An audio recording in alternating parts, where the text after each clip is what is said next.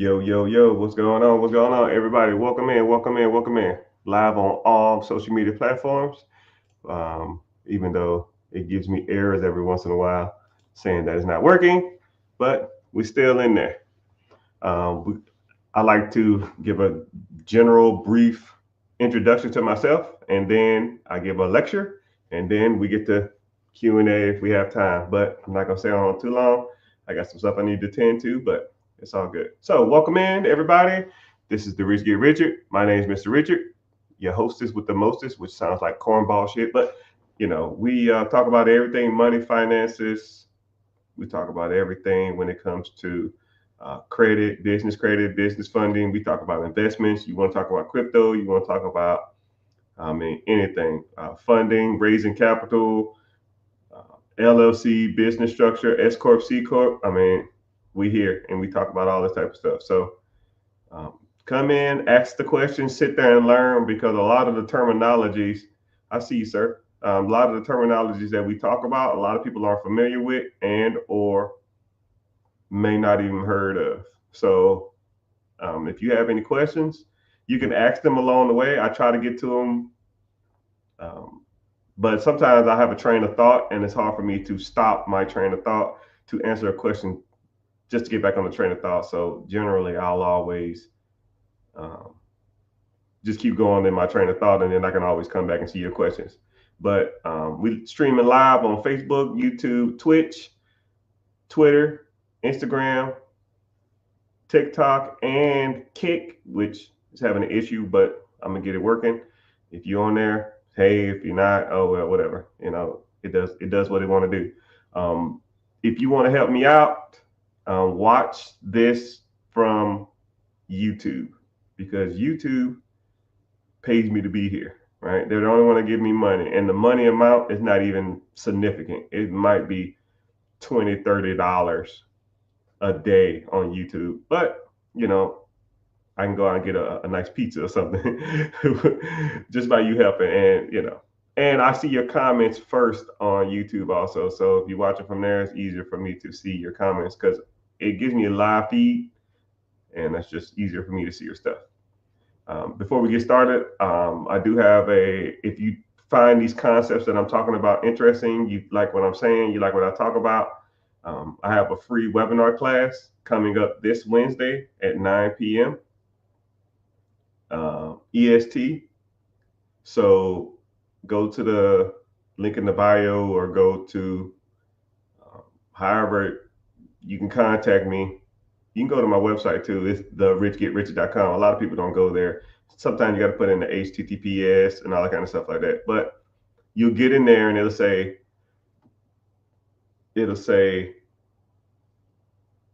be your own boss. Just sign up. I don't sell your information. I won't bombard you with spam calls. I'm just gonna, send you a notification saying that the class is about to start. Come through, learn as much as you can, get value from it, and if you want to move forward with some other stuff, we can. If you don't, it's totally fine, right? I've had money before any of this stuff. I just, I got tired of people asking me, yo, do you do mentorship? I want to be coached. I want a one-on-one. I want to talk to you directly. I want to be in a community. I want all that kind of stuff like that. So if you're interested in that type of stuff, well, I'll talk about that stuff too. But for the most part, it's really just a really, really good lesson about money. If you got an hour and you ain't doing anything, just come through and hang out. So, subject of the day is the 4 ways to make money in America. Okay, and a lot of people try to overthink this, or they think they're smarter than I ain't gonna say smarter than me because you might be smarter than me, but when it comes to this money thing, I'm pretty good. So I sat back one day and I just realized that all money either is received or given in one of these four topics. So if you are one of those four, either you need to be the consumer of that, you're the consumer of that product or consumer of that industry, or you the recipient of that industry. And there's pretty much no way around it. I'm not don't overthink it. Don't try to think of ones that are outside of these, even though you're not. because I've kind of sat back and thought about everything really falls into these. Okay. And once you understand that, then your objective is to own one of these four. Okay. If you don't own any one of these four, then you are an employee of somebody who owns one of these four. And employees don't get rewarded for their work.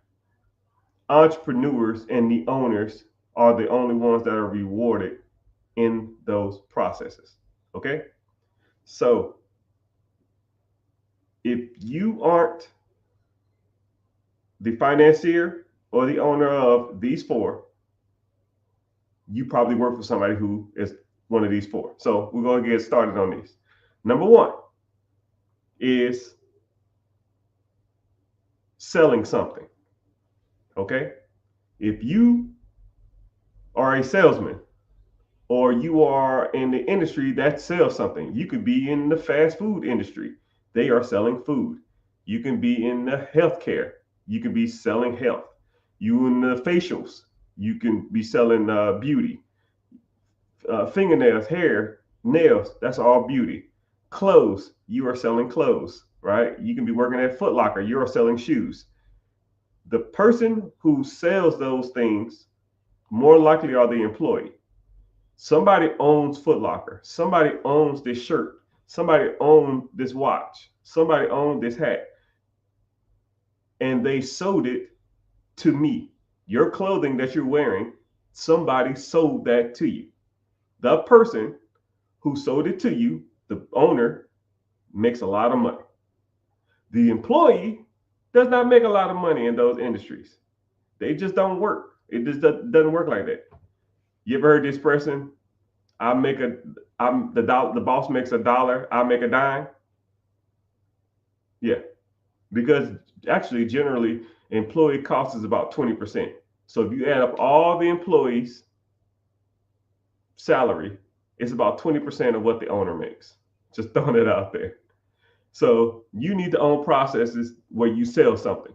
All right, that's number one. Number two is servicing.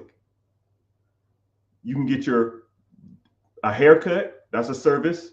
You can get your oil change, that's a service. You can get a delivery service. That, there's tons of services in the world. Back to what I was saying, the employees of the delivery service generally don't have any money. The people who own the delivery service make all the money. So you need to own a process that either sells something or service something. Number three is education. Education is like the third biggest industry in America. High schools, colleges, coaching,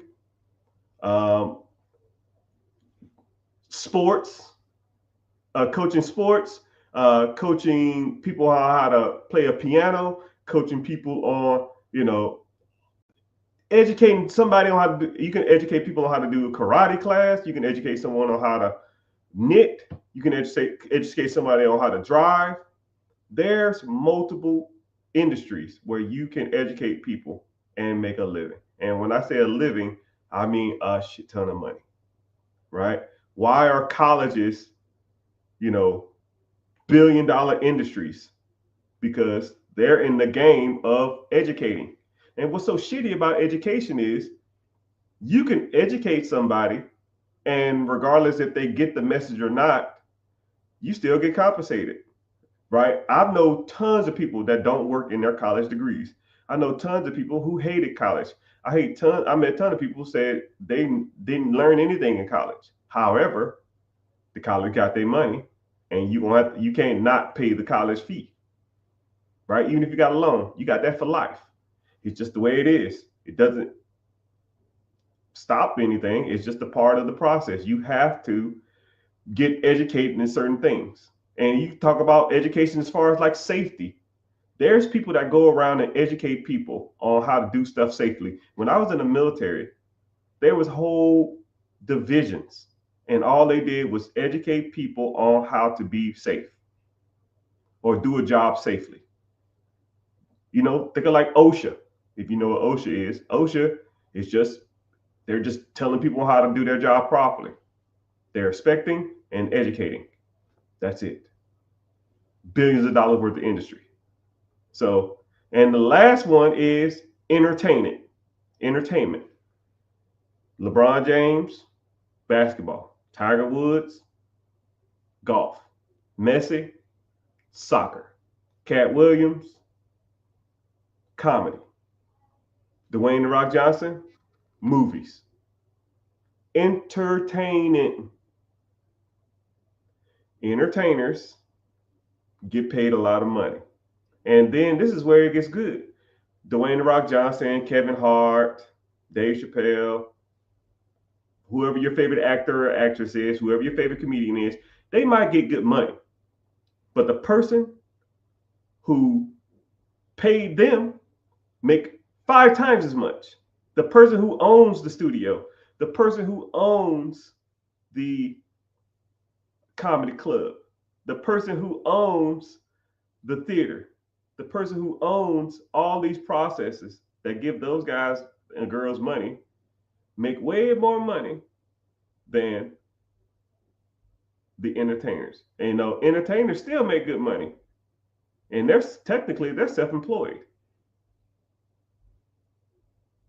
But the people who own those processes make a shit ton of money. And then the people who go see them for entertainment generally don't have any money. You know, whenever you go to football games or basketball games, you know, you might get a handful of people around the court. And those tickets are like $5,000, $10,000 a piece. And those people don't have regular jobs. They entertain, service, sell, or educate people. Because those are the only 4 ways to make money in America, people. Don't overthink it. Don't try to figure out other ways. It ain't happening. But what you do with this information is pertinent. This is where the rubber hits the road. What are you going to say? How are you going to entertain somebody? How are you going to educate somebody? How are you going to service something of somebody else's? Now, you could do it 2 different ways. You can start those industries from scratch. You can go out and start a construction company. You can go out and start a sales team. You can go out there and start a comedy club. You can go out there and start a car wash to clean people's cars. Or we can fast forward that whole process. Because you can go out and start these things, but you got to deal with employees, build outs, meaning that you got to build the place. You got to get customer acquisitions. You got to run ads. You got to get customer loyalty. You got to come up with menus, systems, cash registers, POS, point of sale systems, all of that crap. And that's going to take you a couple years to figure out. Or you fast forward 2, 3, 4 years, and you just buy an existing business that already have these things in place. They have the systems, they have the teams, they have the finances, they have the customer loyalty, they have the advertisement, and they have a track record, and they have accountants, they have systems, they have everything in place. Because someone owns a business, they're not going to own it forever. Think of any place in the world, right? Especially like think of a shopping center that's close to you. Okay, we're gonna do a little exercise. Think of a random shopping center near you. When you think about that shopping center, you probably have one or two bigger stores. You might have a Publix or Kroger's. You might have a J.C. Penney's, a TJ Maxx, or something like that. Marshalls. You have the bigger stuff. I get that. But now think about all the little stores at the bottom. Think about the liquor stores. Think about the dry cleaners. Think about the UPS store. Think about the barbershops. Think about the little Thai restaurant there. Think about the pool supply company that's right there. I'm just going through my head and walking down the line. Liquor store, a little Pizza Hut franchise, a real estate agent, a tutoring center, a place that teach you how to code, a GNC, a Pax Mail, a UPS store, a dental office, a barbershop, a pool supply company. Now, all those stores are probably owned by an individual. It's probably not owned by corporate or by some big old wigs. It's probably owned by corporate. Okay? And it's probably not owned by corporate. It's probably owned by an individual. People get old. People get tired. People don't want to do stuff no more. People need to move. People have health issues. People have a multitude of reasons why they don't want to do stuff no more. Right? Maybe they made millions of dollars and they're just done.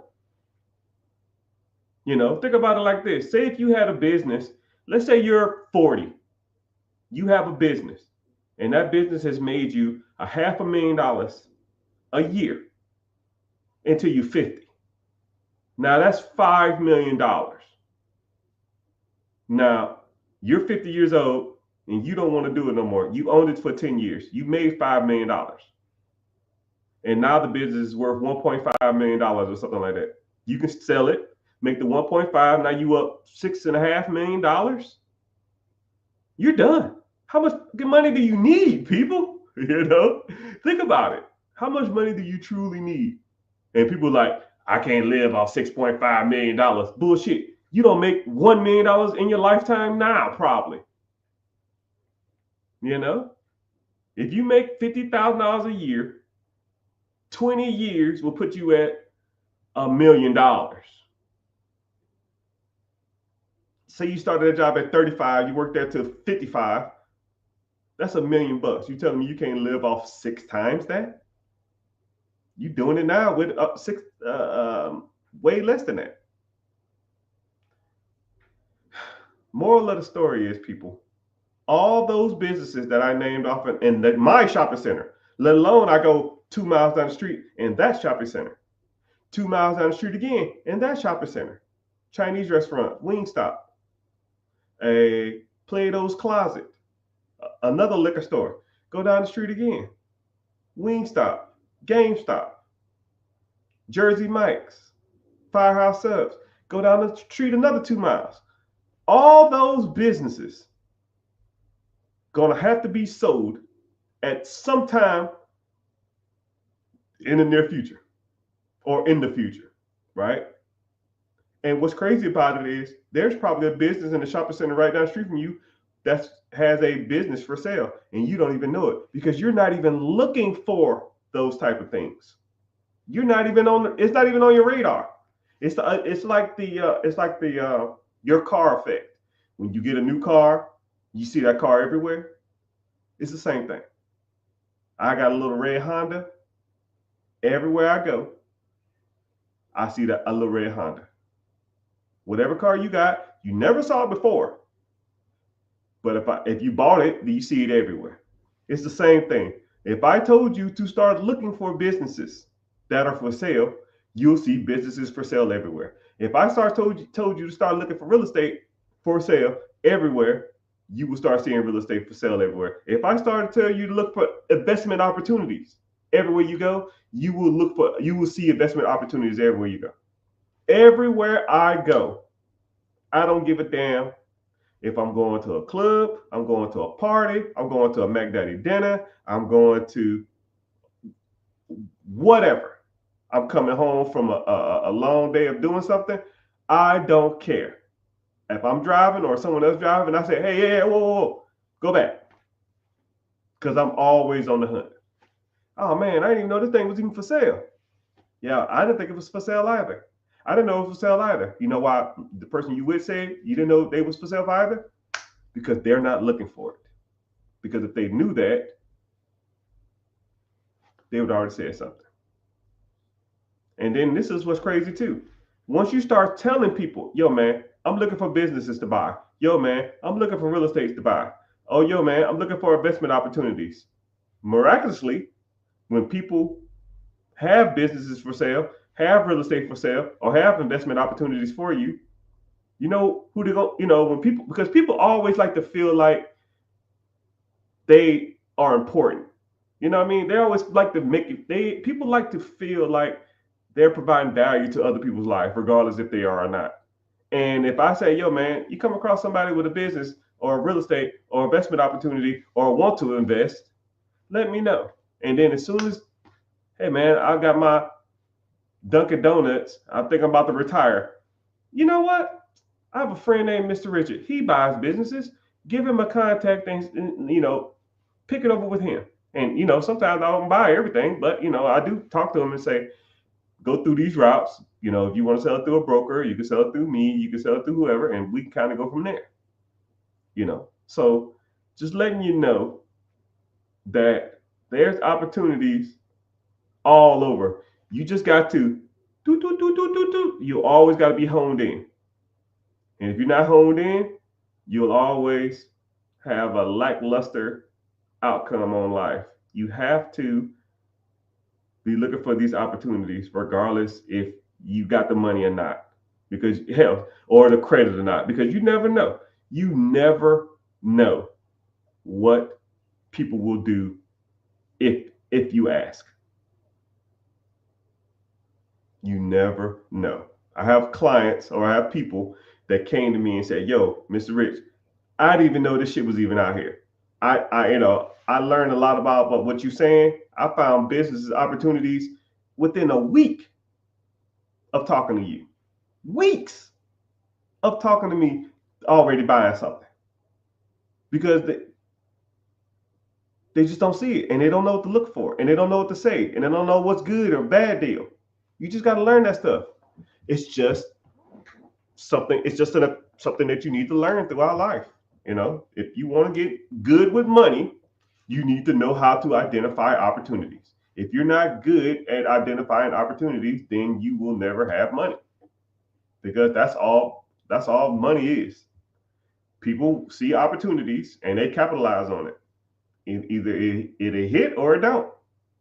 But that's where the education part of it comes in. You got to know what you're talking about.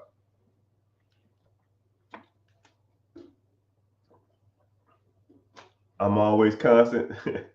Yes, sir. I always try to be. But yeah, appreciate everybody for being here. We hanging out. Like I said before, if you want to watch, I'll talk. Any questions? I got whatever you want. Log on or click the link in the bio. I have a free class coming up Wednesday, 9 p.m. EST. It's talking about buying businesses, buying real estate. We talk about investments. We talk about credit. We talk about funding, LLC, business structure. We talk about negotiating. I mean, it talks about a lot of stuff. And if you're interested in that type of stuff, just sign up. It's free. I don't sell you information. I'm not going to spam you with a whole bunch of crap emails and crap like that. Don't do any of that stuff. So click the link, go there, sign up, and then come back or go to my YouTube and watch this from YouTube, because one, it pays me to be here, and it helps with my algorithm if you're on my YouTube. And when you comment, I see those questions first. It's just easier for me to read what questions y'all got. Okay. So let's get to some preguntas, questions. Somebody said, I want to buy a storage unit in North Carolina. So one thing about storage units is that, this is just my opinion though, a lot of storage unit markets are saturated. There's a lot of big wigs in storage unit game. Whenever you go up for storage units, a lot of people know that their baby's not ugly, so they over evaluate what they feel is worth. That's just the way people are. You know what I mean? It's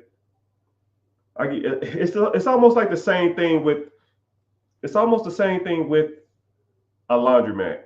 Hell, it's almost the same thing with like a car. Like, say if you had a Hellcat, You know, even though I don't really too much care for Hellcats, but if everybody say, yo, man, your car's cool, your car's awesome, your car's this, your car is that, is this, is this, is this.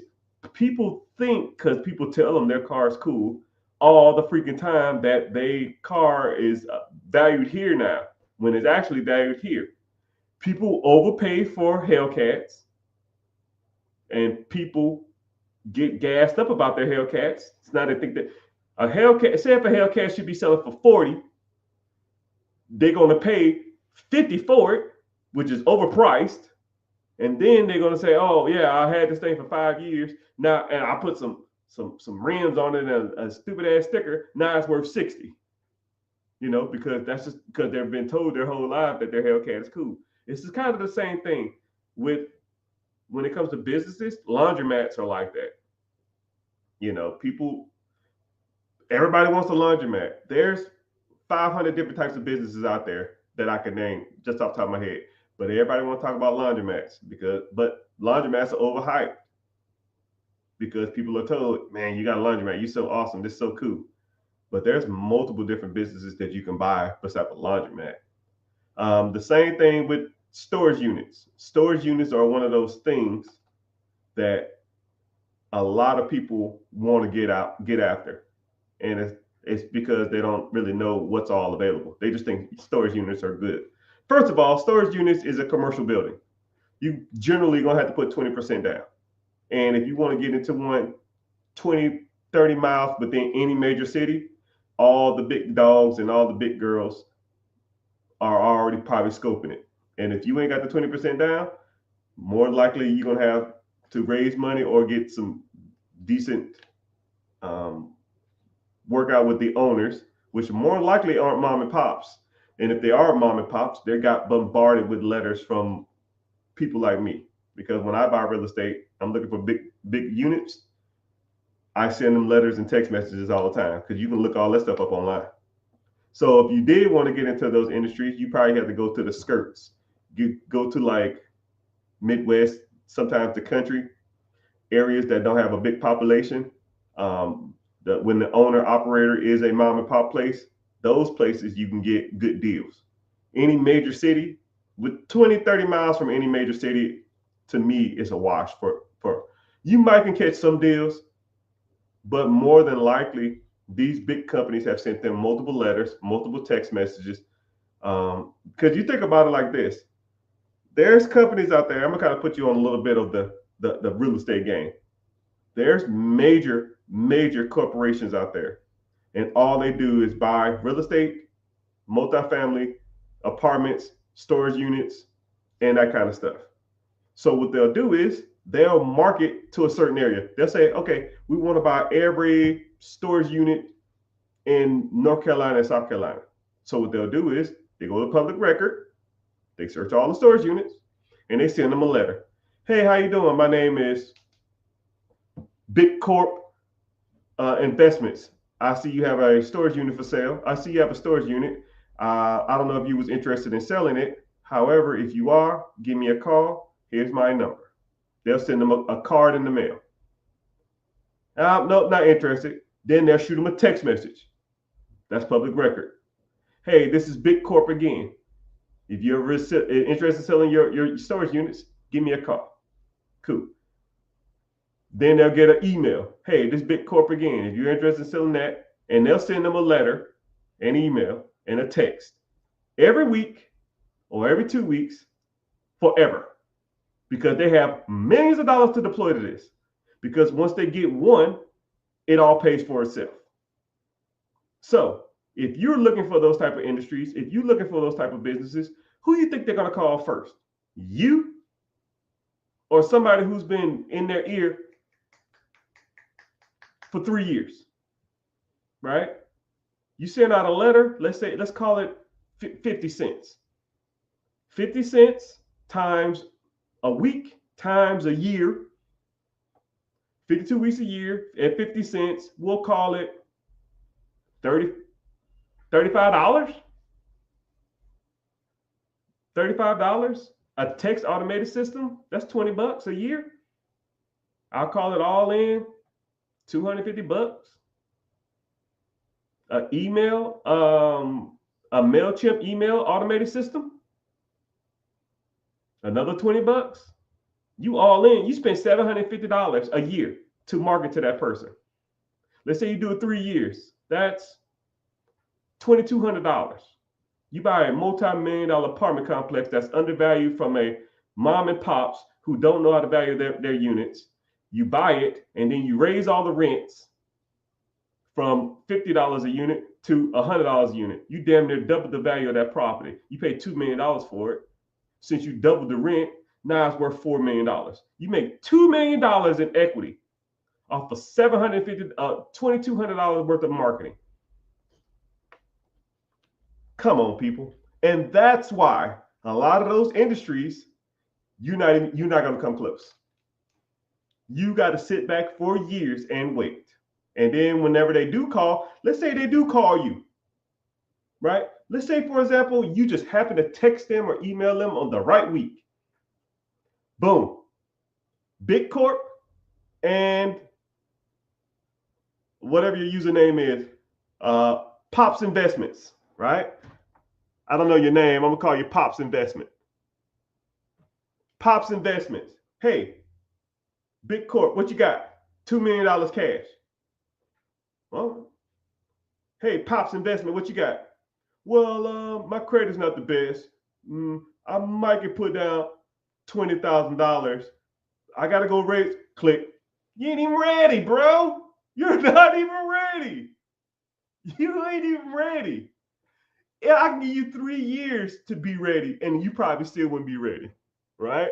You talking about some, man, I got to work on my credit. Oh man, I got to go out and get this loan real quick. No, the big dogs ain't worried about that. They buy that shit for cash, and they taking all that stuff. You know what I mean? So just letting you know, if you ain't got the money to deploy, and or you ain't got funding in place, or you ain't got the systems in place to take that over, sometimes storage units ain't the game. That's just my personal opinion on storage units.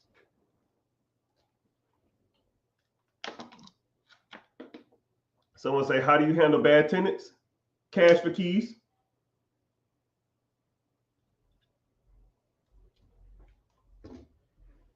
All right, so someone asked about evicting tenants. This is a little technique that I learned a while back, and this is called cash for keys. There's a couple ways you can do this. This is just the way that I like to do it. So you find, say if you have an individual and they haven't paid their rent in a couple of months, and you're in one of these states that doesn't allow you to evict people, okay? It is what it is. Every once in a while, that's why I tell people not to try to invest in states that are renter friendly. But, sometimes people just get investments in the wrong states for whatever reason. Maybe it was handed down to them. Maybe they ain't know no better, whatever. Say you have a tenant and they're always loud, or they're always multiple infractions. They never pay their bills on time, whatever, right? But you want them out of there, right? They haven't paid their rent. So certain states won't even allow you to evict them. Then you got to go get an eviction notice. You got to serve the people. And then they still got like a 6-month loophole. They might be living in that apartment, not paying rent, or that house, not paying rent for 8 months or something like that. But there are techniques to get people out your home. It's called cash for keys. Okay. One of the techniques that I like to use. So if you have a tenant, I'll call, let's say if you have $1,000 worth of rent that they owe you, they're like a month and a half behind. They ain't got a job. They're not going to pay it. You can't kick them out. This is one of the ways you can do it. You can say, hey, sir or ma'am, I know you're down on your luck. And if you stay here, one, you're going to owe me a lot of money. 2, 3, 4, 5, 6 months, you're going to owe me $6,000. I'm going to take you to court. I'm going to win. And then you're going to owe me $6,000. Then you're going to have an eviction on your credit. And then no one else is going to rent to you. You might get 6 months for free, but your credit is going to be shot. You're going to have a judgment on your tax, on your credit, and they're going to garnish your wages if you don't pay this stuff. So we can come up with a deal right now. If you leave this week, I will give you $500 or $1,000 to leave. So if you leave, it won't affect your credit. I won't have to evict you. You take the $1,000 and you go get somewhere else that's a little more affordable. You can't afford the $1,000. Take the $1,000. You might go move in with a roommate. Go move in with a girlfriend or a cousin or something. I don't care, right? But I got to get this place rented up. And if you're not renting it and you're not going to pay your rent, then I will pay you to leave. Generally, high possibility they're going to leave. Really high. I've only had to do it once, but they'll leave. They will get the fuck out of there because they already know they're not going to pay it. So either they can have shitty credit, an eviction, and owe the courts $6,000, or they can leave in a week for $1,000. Now, when you get that place back, it's probably gonna look like shit. Now you probably got to spend another $1,000 just to get it rent ready, but you get all that money back from the rent you're gonna make from the next person. It's part of the game, people. It is what it is. Sometimes you got to learn from it. But I try not. If you live in states that have squatters' rights and stuff like that, places like California have squatters' rights. So to get people out of houses in like California, it takes like 6 months. They have all of the power. I doubt they will leave for 500. Yeah, they will. Sir, you say that because you don't have a lot of tenants. If I gave you two options, one, here's $1,000, leave in a week, or you can owe me $6,000 plus court fees with an eviction and an eviction on your credit, and I'm gonna report this to your credit. So now I'm gonna put your credit up. You're gonna have an eviction, and you're gonna owe the courts $6,000 plus court fees, right? Somebody said, I don't think anybody will leave. Now, if I gave you those two options, $1,000 check or $6,000 bill, which one would you take? $6,000 bill and fucked up credit, and an eviction, and a court judgment, or $1,000 cash. Which one would you choose? And somebody said they won't choose the money. Which one would you choose? Okay, if you would choose it, other people would too. Shit, I would take it. I would take it. I'll just go take my $1,000, take all the crap I got, not clean the place, and go live with a cousin or something until I get back on my feet. Because now you don't even have to pay the rent you was living for. You don't have to pay the money back that you were living for a month and a half, and you get $1,000 on top. Shit, I got pretty much paid $2,000 to leave a house. Why wouldn't I do it? Or have a $6,000? That's an $8,000 swing. It ain't rocket science. That ain't even hard math. Shit, why wouldn't they leave? I would.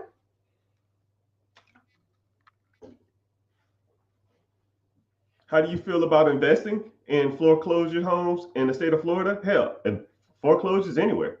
The state is almost irrelevant in certain areas. But yeah, if you can find a good deal, pop it. But once you start getting so many houses, you'll get out of touch on a lot of this stuff. But yeah, you can make money in foreclosures. If you want to learn more about how to buy foreclosures, I teach you all that. Click the link in the bio, join the free class. It's called Be Your Own Boss. We talk about foreclosures. We talk about tax deeds, estate sales, lease options, bird dogging, wholesaling, sub-2, all of the same stuff that a lot of people out here in real estate, they'll focus on like one specific thing. I'm not going to say anybody's names. I'm not going to crap on anybody's systems or anything, but I've met people and they're like, yo, man, wholesaling is the way to go. I was like, okay, cool. What if you can't wholesale the deal? What do? Don't do the deal. You know, you could have just substitute that. Oh, I don't deal with substitutes. Oh, okay, cool. So you're gonna leave money on the table? Or you meet people that all they do is substitute stuff. Okay, you're gonna flip this. Oh, I don't do flips, but this is a perfect flip. Okay, I don't do that. So you leave money on the table? Oh, this is a perfect bird dog deal. I don't do bird dogging. I don't got time. But there's free money on the table, right? It's almost, I always use the Batman utility belt theory, right? Batman has a utility belt for everything. If something comes up, he got the smoke screen, he got the bat net, he got the batarang, he got the shark repellent, he got damn marbles that pop tires. He always got something on his belt for every situation. And that's how you need to be in this money thing. If a situation comes up in real estate, especially real estate, if you don't, if people are going to bring you problems, that's all real estate is. People bring you problems. I'm going to get foreclosed on. I'm going to lose my house. I ain't paying my taxes. I need to move. I can't afford it. Those are all just problems. That's all foreclosure, estate sale. Someone died. It's just problems. Tax deeds, foreclosures, sub-2. It's just problems. If you don't know how to handle every problem that comes up in real estate, then you are doing the people that you want to service a disjustice, and you're doing yourself a disjustice. If you're going to get in real estate, know them all. Because if you know all of them, then you can help everybody who calls you. When people call me and they have real estate problems, boom, I'm on it. I'll talk to you for 3 minutes and I know exactly what to do. 3 minutes. How much equity you got? Do you owe on the home? What state are you in? What have you started the pre-foreclosure yet? Have you got, how many letters have you got fair? Have you, how much you owe in taxes? When was the last time taxes was paid?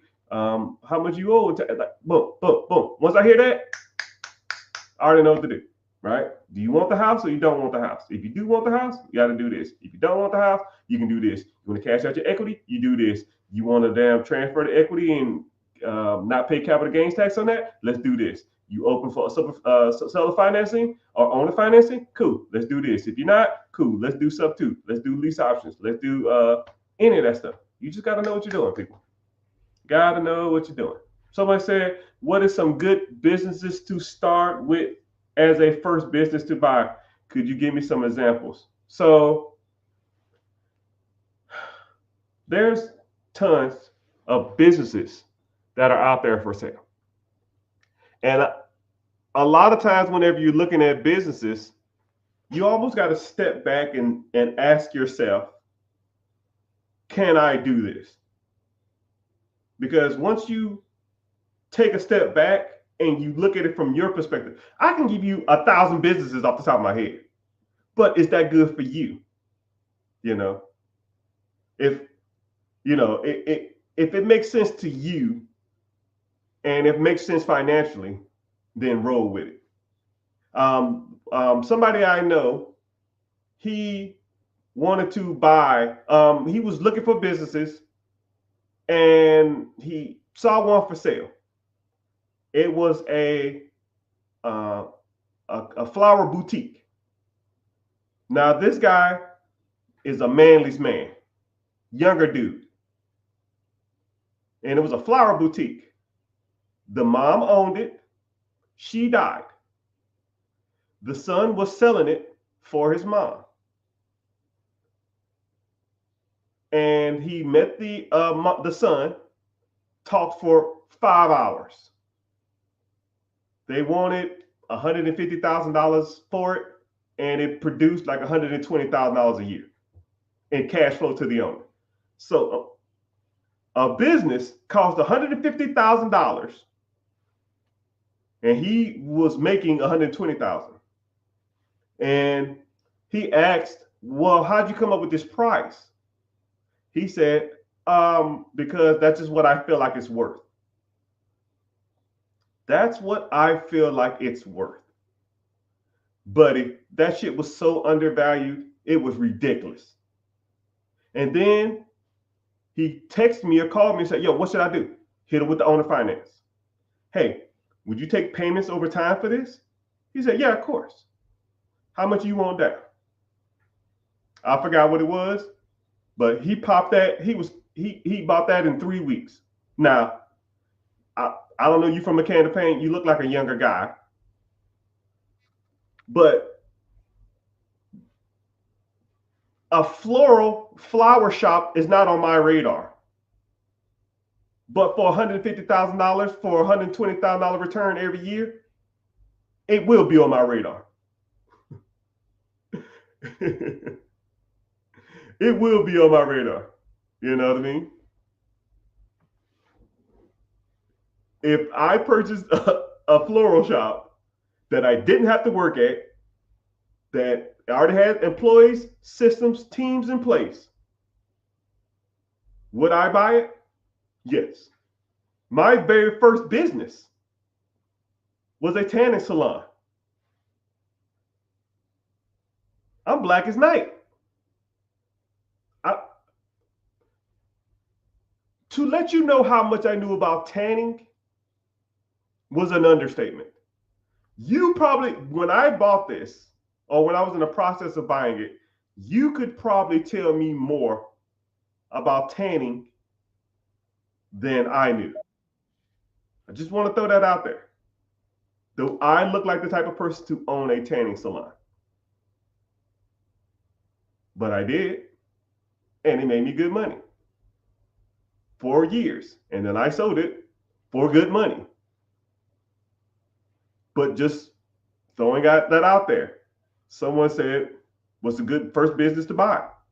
I don't know. Whatever you want, right? Mine was a tanning salon, but I made it work, right? I knew how to deal with systems. I know how to deal with teams. I knew how to sell shit, and I just went for there, right? I looked at the place and I said, yo, this place is a dump. Hell, at least I can do is clean the place up and run some cheap, shitty ads. All right, well, I made more money. You know, it's something to throw out there. How much did I spend on my first one? Good question. My first one was $140,000. $140,000, and I paid cash for it, which I shouldn't have paid cash for it, but I didn't know no better. I did a couple of real estate deals, and I had money sitting around, so I spent $140,000 on it, and it made $90,000. It made $90,000 a year after. That's what I made. So after the employee costs, after salaries, electricity, water, cable, whatever that's attached to that, all the overhead, when all that overhead was paid, said and done, I made $90,000. And this is what's crazy about it. It had no subscription service. So first thing I did is about 3 months in, I offered subscription service. I said, hey, how much is a regular tan? We'll say if it was $29. So I said, okay, this is what we'll do. $29 one time, or you can pay 59, or what was it? Not 59, 49. You can pay 49 a month and come as many times as you want. And then I incentivized the 3 girls that worked there. I incentivized them. Whoever sold the most subscriptions, I would give them a $500 Sephora gift card. 500, 250, 100. $500 Sephora gift card. Whoever could sell the most subscriptions.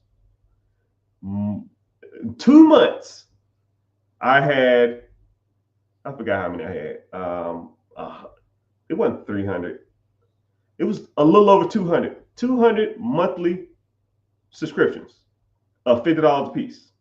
Start doing the math on that. I made more money in subscriptions damn near than I did just doing regular tans of walk-ins, just off the subscriptions. Then, clean up the place, paint, fix some of the booths, made it more ambiance, and then we gave out free tanning lotion. And I said, why? Because that's just the way we did it. Not up in here.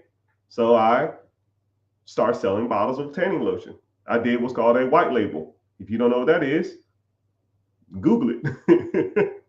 But in theory, white label is when you take a product that has no label on it. All the richest people in the world do it. Kim Kardashian probably does it with her lipstick. Khloe Kardashian does it with lipstick. Rihanna does it with her lipstick. So, for example, there's a lipstick company in China. We'll call them Mr. Lips. Mr. Lips makes a red lipstick, and he'll sell that lipstick to you for $0.25. You take that lipstick, you buy it in bulk, and you take that lipstick and you put Kim Kardashian on it, or Dash, or Rihanna, or Lady Gaga, or Ariana Grande, right? Or Selena Gomez. And then you take that same quarter lipstick, you put it in damn Sephora for $19.99. It's just a white label. It's just blank. So you find your white label tanning stuff and you put your logo on the shit, you sell it for $10. I'll buy them shits for $1 overseas. I'll sell them for $10. And then they, I had to put in a POS system because they didn't even have that. All thing they had, all that they could charge is for like tanning. It's like, yeah, because y'all giving away fucking lotions for free. So I started selling all that stuff, towels, cleaning supplies, all that stuff. You want to clean the tables off before you get in there, right? We clean it for you, but you want to clean your own stuff? Cool, here you go. You want tanning lotion? Cool. We got multiple different kinds. We got kinds that smell good. We got stuff that do this.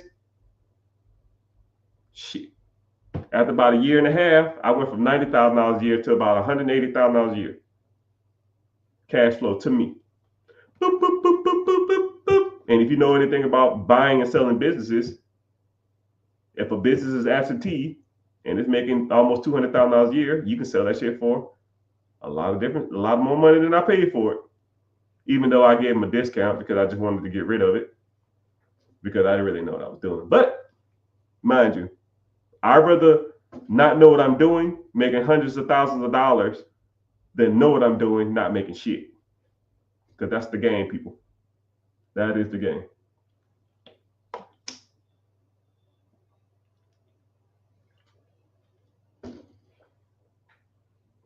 So white labeling most of the products that you sold in your business? Yes. So you said that the business for 4 years, it $360,000 business. How much would you sell it for? White labeling is smart. Like the subscription-based business is more profitable. Yeah, all of it's profitable. You just got to know what you're doing. You just got to set it up. But if you want to learn more about these processes, I can walk you through the whole thing, because not evaluating the business is more than just what it brings in. You have to kind of understand the dynamic, and I break all that stuff down. Click the link in the bio, join the free class. I have one Wednesday, 9 p.m. EST. Sign up, come through, and we'll go from there. Someone said, how do I feel about vending machines? One of my very first businesses was vending machines. I had seven of them. But vending machines command a lot of time.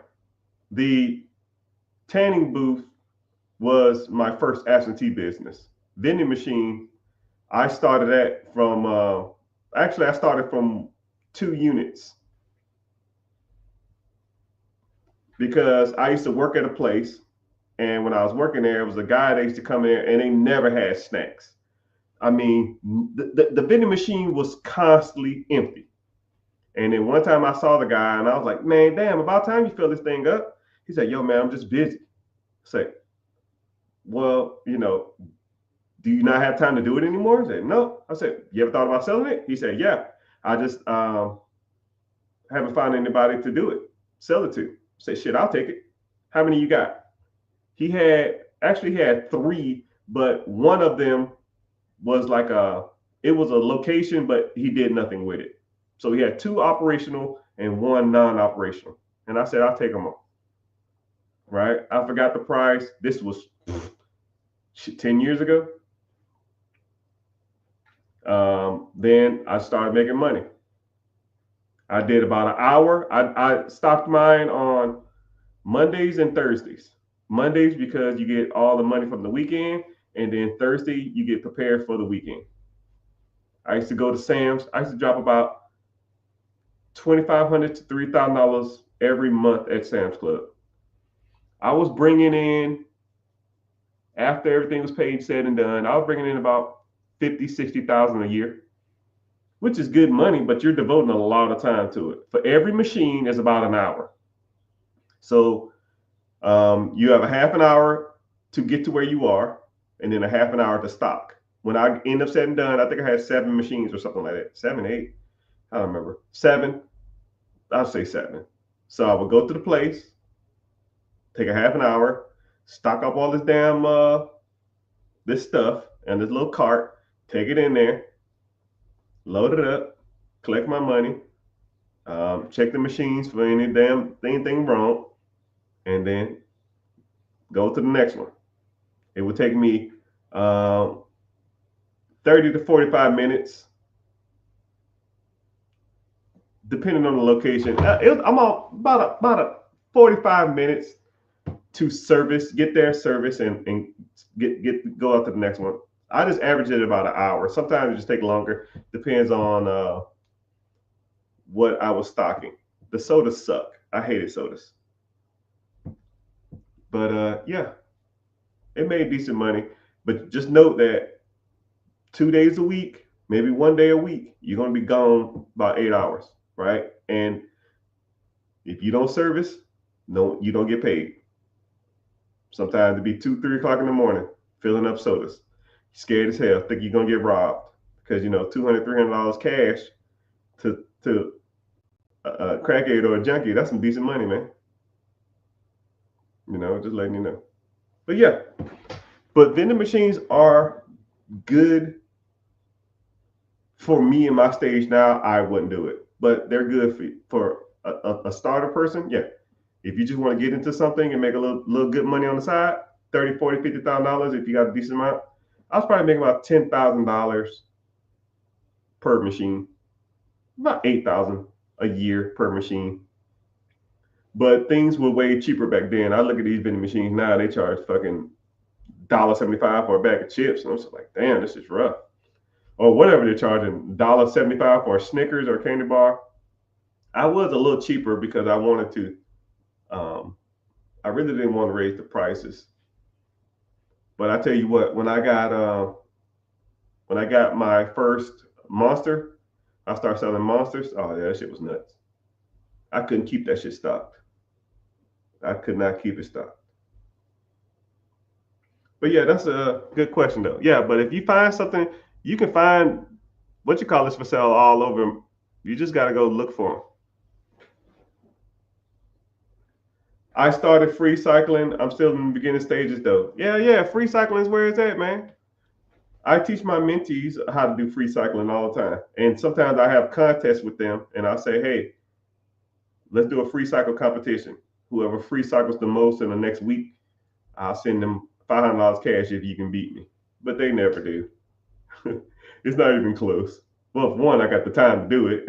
And 2, I'll spend, I can go out and make, if I free cycle, I can go out and raise, I probably can get about $500 to $800 a day free cycling. And when people tell me they can't do it, I say, I call bullshit. I call bullstool. There's tons of money out there in free cycling.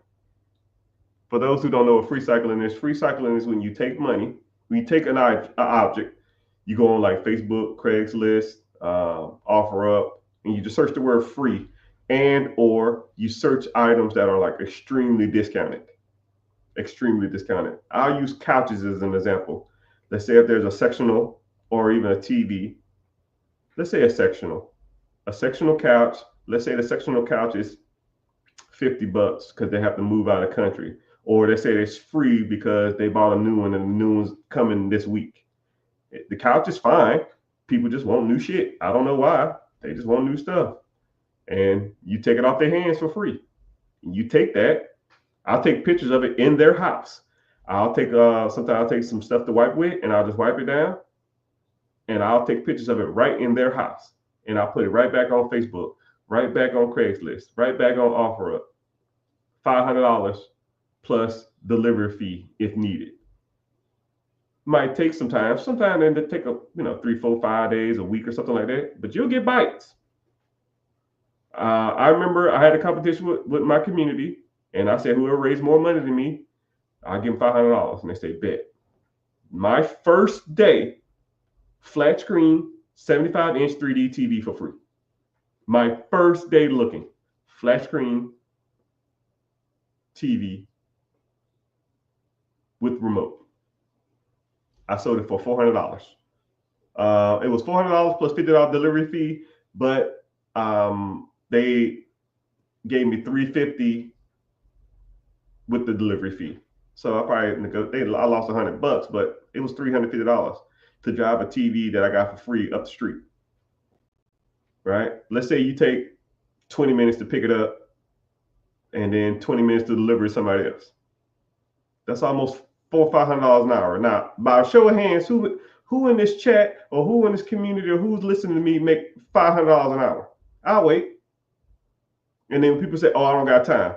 No, you just choose not to have time. You don't make $500 an hour. And then I did the same thing with a treadmill. That same weekend, I started Friday. Saturday, I got the TV. Saturday night, I got a treadmill. I took the treadmill, sold it for $100. I had the treadmill in my car. I ain't even unloaded yet. And I took it to somewhere else. A washing machine and a washer and dryer. I did $300 plus delivery. So $100 for the treadmill, $300 for the washer and dryer, and then $350 for the TV. I'm up $800 damn near over the weekend. $800. Let's do some simple math, people. Let's say if I spent collectively 6 hours doing this shit.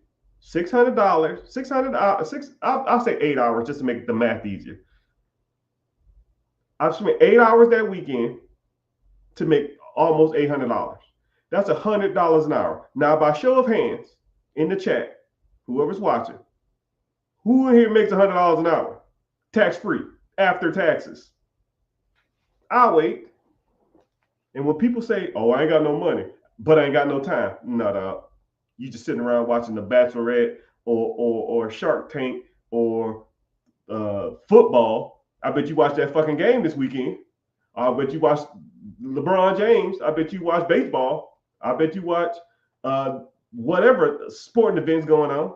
But you can't get your ass up and go make $400, $500, $600, $800. I don't know. And that's just that weekend. I could do that every weekend. $800 a week times 4 weeks. That's $3,200. Some of y'all don't even make $3,200 a month after taxes. Say if I did it full time. That's double. That's $6,400 a month? That's $70K a year, full time. I taught these one guy how to couch free cycling. They took that free cycling motto and did it with couches. All they do is sell couches now. They got them a warehouse. They sell the couches they get for free or pennies on the dollar to the warehouse. They open the warehouse on the weekend and say, hey, I like this couch on Facebook. Can I come look at it? Yeah. Come look at it on Saturday. Come look at it on Sunday. And those are the days they're open. So they go pick up the couches all throughout the week. And on the weekend, they sell the ones they get for free. It's almost like a used couch warehouse. These guys make $150,000 each a year flipping couches. $300,000 a year flipping free couches. Hell, I just explained to you how to make $70,000 free cycling random shit part-time. People don't want to hear it. People think they understand this money thing, but people don't really understand. There's a lot of free stuff out there with stains on it and damage. Okay, but don't take that stuff. You know, this is I'm gonna put you on another logic too. Any problem that you give me, I will give you a solution. If I go to somebody's house and it looked like shit, I say, you know what, sir? I'm good. I can't do nothing with this. I thought it was gonna be a little nicer than I thought. You have a good one. Right? Can't hit a home run every time. And even if it did have stains on it or did have some damage to it, and you're selling it for 500, sell it for 200. You still can take it. Somebody want it. You can't clean stains. We too good to clean now. Now, if there's some blood or some shit, okay, cool, I get it. I don't want to deal with that. But some soda, you can't clean that. You can't OxyClean that. Shit, brother. You better than me, then, man. Because I'm trying to get this money. I'll damn near take anything. It's definitely a mindset. Yeah. You just gotta want to do it, man. That's just free cycling. There's tons of different ways to make money out here, people. Tons of different money. Tons of different money out here. Someone said, I'm interested in getting more information about absentee businesses. I'm currently a college student. Only save and pay I got.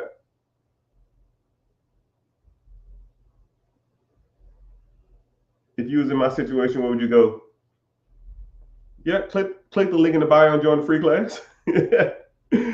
Yeah, everybody's situation is different. I don't know your situation. I don't know. You say you in college. Hell, I met 40-year-olds in college. I don't know. I don't know how old you are. I don't know your financial situation. I don't know if you're working. I don't know if you want to own a business, if you currently have a business, if you want to start a business, if you have the credit, if you have the funding, if you have any of that stuff, right? But anybody who wants to learn more about these processes, link in the bio, free class Wednesday, 9 p.m. And a lot of times when I come on here, I actually enjoy sitting here talking about money to people because it's just, right? I sit there and talk to people in my family and stuff like that, but they don't want to hear this stuff all the time. At least you guys want to listen to me. But the way I'm talking to y'all guys is the way I talk to everybody, right? And that's all I want to do is talk about money. Money, money, money, money, money, money, money. And some people find that annoying. Especially, it's kind of weird. People who really don't have a lot of money never want to talk about money. It's kind of funny how that works.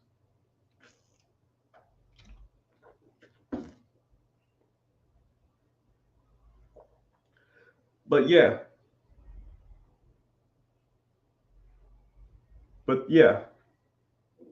What's happening, sir? I see you.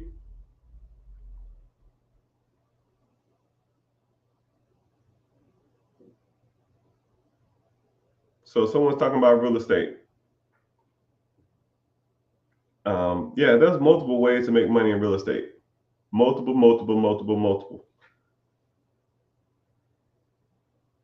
You can get into, someone said something about auctions. You can get into that. You can get into, you can get into a lot of different stuff when it comes to real estate. It just depends on what you want to do, right? One thing, first of all, if anybody ever wants to learn from me, the first thing I'm going to do is I'm going to educate you. Because I hate the term, you don't know what you don't know.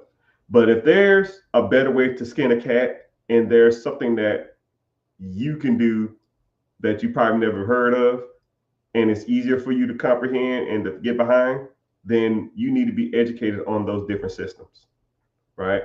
Just like when you talk about real estate, you probably never even heard of a sub two or a subject to.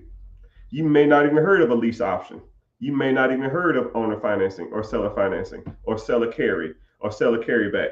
Or when it comes to investing, you may not even heard of ETFs, mutual funds, 401ks, IRAs, TSPs. You know, you might not even heard of high yield savings account or security bonds or junk bonds or any of that stuff, but you need to understand all of these different things, the terminologies, and when would you go for these type of assets. And then you can sit back and say, wow, I'm educated on those things. I know what he's talking about now. So when I get to talking about stuff, if I say someone probably, like if I told you exactly what ETFs are, and I broke down how good or bad they are, and someone says, yeah, I'm thinking about cashing out my 401k and getting to ETFs. What are your thoughts on it? You already know the answer to the question because you know what a 401k is, hopefully, and then you can understand the benefits, pros and cons of an ETF. ETF has higher returns. However, if you get a Roth 401k, you don't have to pay taxes when you withdraw when you're 62 and a half. So what do you want? Do you want tax savings or do you want a lot of gains and you'll deal with the taxes later? But if you knew what they were, then you can go from there. Say word. What's going on? What's my opinions on FBA? Oh, hold on, let me help you out. Amazon FBA?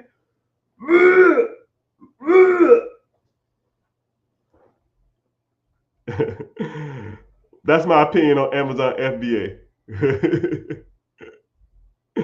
I'll give you my Amazon story in a nutshell. I'm gonna keep it short because I don't want to talk all day about it. There was a guy I knew. He owned a business. He filed for bankruptcy on the business, and he had a crap ton of inventory. I mean, truckloads of inventory that he already prepaid for. So he ordered them, but he filed bankruptcy. The bankruptcy went through, but the goods that was supposed to come, the goods came in, so he didn't have nothing to do with it because the store was already closed. So he was trying to sell this stuff for pennies on the dollar. And when I tell you guys, this guy had truckloads, like lifted up, truckloads of this stuff. I had to go get multiple storage units just to put this shit in. That's how much stuff he had. I was buying stuff, pennies on the dollar. Pennies, right? I want you to say, I'm going to give you an example of something. Let's say this charger, right? Let's say they're selling for $3 for one. Now, so let's say they're selling for $5 for one. Let's say they're selling for $8 for two. Okay? And I paid a nickel. Okay? Or a dime or something like that. I said, well, shit. Surely to goodness, I can make some money off this. Right? I get it, I get it for a nickel, shipping $3-4 or something. I sell two for $8. I make $3 off every transaction, $4 off every transaction. I mean, shit, I got it made, right? I got 10,000 of these. 10,000 divided into two, that's 5,000. 5,000 times $4 a piece, that's 20 grand. Checkmate. That's too easy. Shit. Shit. You shitting me, man. You are shitting me. I tried every route that was possible, right? Self-packing. I've tried it all. That Amazon FBA destroyed me. And I told myself, I said, yo, who the f is making money off this? Nobody. There's no way in hell someone's buying something from Taiwan for $5 and then selling it for $10, making a $5 spread with shipping, Amazon fees, packing fees, servicing fees, and all that kind of crap, plus taxes. There's no way in hell they're making money, right? I was getting this stuff pennies on the dollar. Pennies. I had 6 items and I was getting them pennies on the dollar. One item was selling for $40. I had about 200 of these. 200 items for $40. I paid $2 for them. I say, Doc, this is $38 spread. I'm finna kill. I barely broke even, Doc. So anybody selling y'all that Amazon FBA shit, that's just trash. There's no way. There's no way. I'm calling the spade a spade. You take it at face value. You do what you want to do. It is what it is. Someone said, I heard you crazy about grills and Hellcats. Oh man, don't even get me started. You know what? I was looking on Facebook the other day, or social media, and I seen a dude on there talking about, yo man, I put my grill on layaway. A couple more payments, I can get it out. A fucking grill. You financed teeth. Fake gold teeth.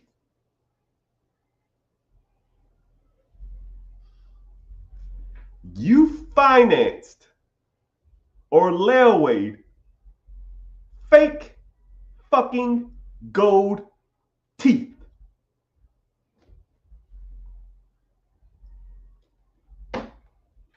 We doomed, people. We doomed. Some people they never gonna get it. Some people will never get it.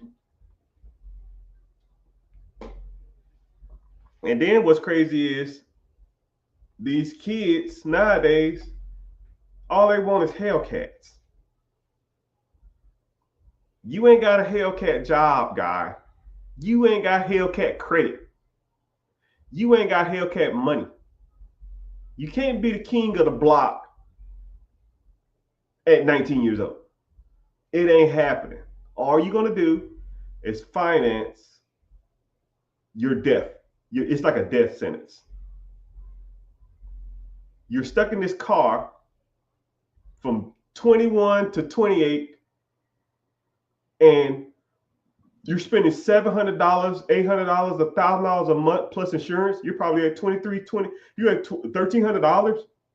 If you took $1,300, drove you a shit box for 6 years, you take that $1,300 and invest it in a compounding interest account. Hell, I'll do the math. And all you got to do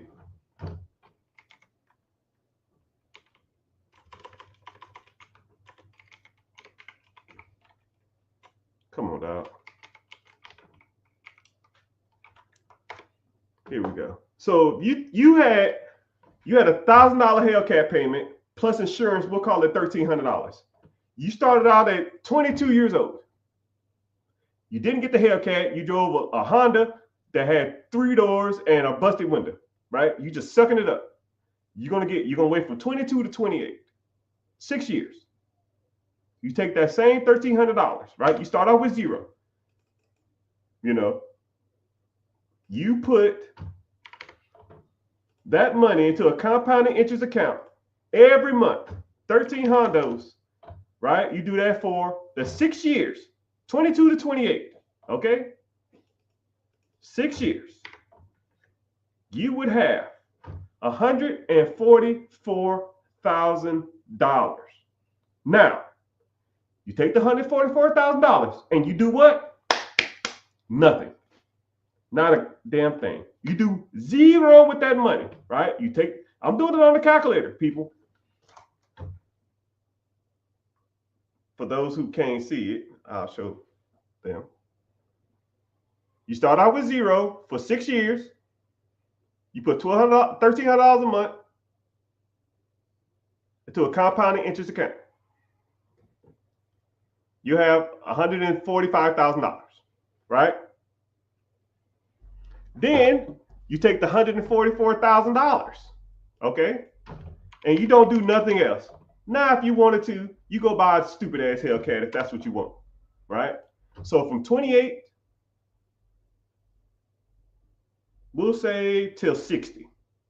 28 to 30, that's 2 years. 30 to 60, that's 32 years. 32 years, you just set that $140,000 stupid ass mistake of yours and leave it in the bank. You invest nothing else into this account. Nothing else into this account. You put $144,000 in a compounded interest account and let it sit for 32 years. Anybody want to guess how much money you would have? It's almost 100 people on here, right? Between TikToks, Facebook, Instagram, YouTube, Twitch, Twitter, Instagram, Kick, and TikTok. At 22 years old, you didn't buy a Hellcat. You saved up for 6 years, the Hellcat payment. That'll be $145,000 from 28 till 60. You didn't invest anything else, right? You went out and bought a Hellcat now because you got to buy a better job, but who cares, right? I don't care about none of the other investments you got. From 28 to 60, you lived your life. You forgot the money was even in there. Somebody said 2.1 million. Good guess. Someone said 1.5 million. Good guess. Someone says $4 million. Good guess. How much interest? ETFs are about 14.4 now.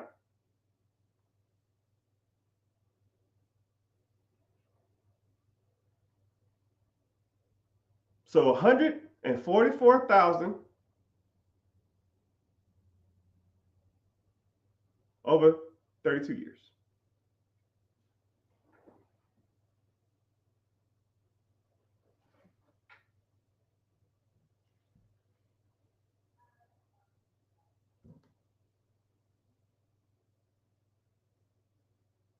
Someone said 11.6. $144,000. 32 years, 14.5% interest, which is the average ETF on the open stock market over the last inception or the last 10 years. No other contributions, will be a little over $11 million.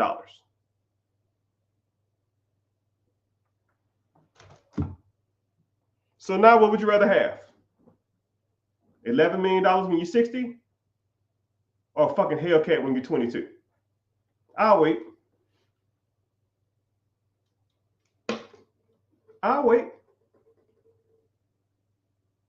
I'll wait. Well, I can't have no fun when I'm 60 years old. For $60 million, for $11 million, I'll find some fucking fun. I'd rather have $11 million when I'm 60 than have a Hellcat at 22. I promise you that. I'm not worried about no bills. I'm not worried about no houses.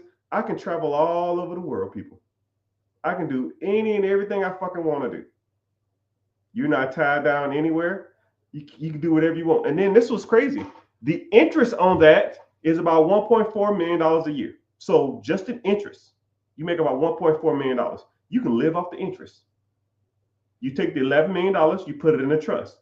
And then your kids and your kids' kids and your kids' kids can live off the $1.4 million the rest of their life. As long as they never touch the $11 million.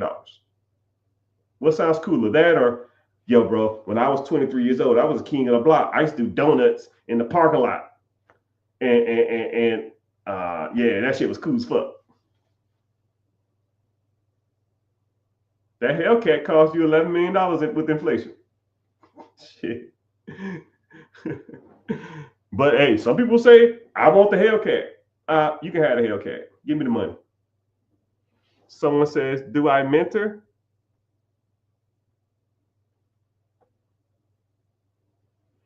Yeah, I got a free class coming up.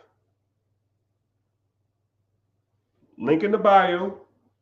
It's called Be Your Own Boss. Sign up. It's free. I don't email you. I don't spam you. We talk about investing, real estate, businesses, all that kind of stuff, right? We talk about a lot of different stuff in the free class. come through, learn, give your feedback. Let me know what you like about it, what you don't like about it. And you can interact with me. If you feeling it, you feeling it. If you're not, you can go to sleep tonight and think to yourself, man, that shit was pretty good. That was really informative. But you know, it is what it is. But I hope y'all are enlightened about these processes. Someone said, don't be the guy that peaked in high school. You shouldn't. You honestly should never peak. You should always be striving for greatness in every year of your life. I like New Year's because um, every New Year it makes me sit back and reflect on what I did the year prior and how I'm gonna get better. Right, and a lot of times you just need to start writing these things down. Right, because once you physically see it instead of you doing it in your brain, it puts it into reality.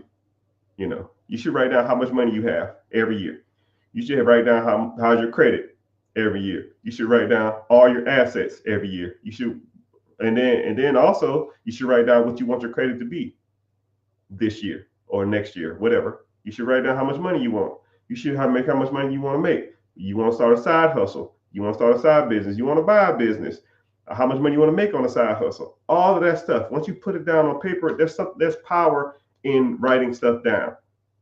Because once you take it out of your brain and put it into existence, it's like the wheels start turning.